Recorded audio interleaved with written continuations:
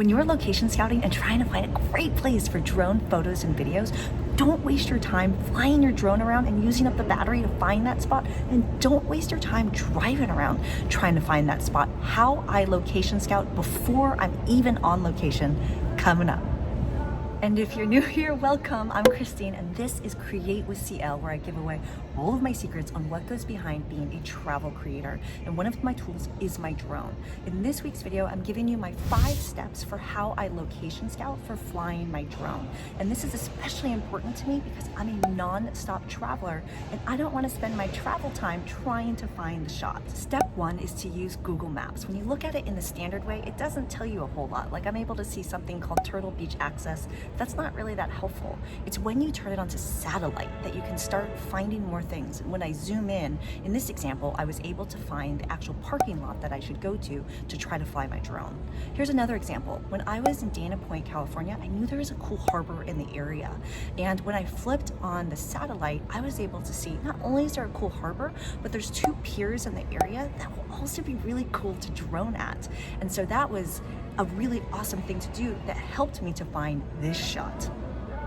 I really loved that shot. And by the way, if you're loving this video, don't forget to cheers that like button and consider subscribing for more videos like this. Step 2 is to use Google Earth. I love using the Google Earth app. Here's an example. There is a new river boardwalk nearby, and I was like, is that a cool place to go and fly my drone? And as I turned on Google Earth, I was able to dive in a little bit deeper to find things like there's this cool hexagon in the area. I might be able to get a cool shot from that, or the way that the boardwalk is laid out. I might get a really good photo of me lying down on the boardwalk. Let's check it out. So Google Earth is the second way that I use to location scout for my drone. Step 3 is to go and get some inspiration. And I love doing that on Instagram, which, by the way, my Instagram is at Christine Lozada if you want to find me over there with some of my drone shots. But one of the things I'm doing coming up is I'm going to Tulum, Mexico.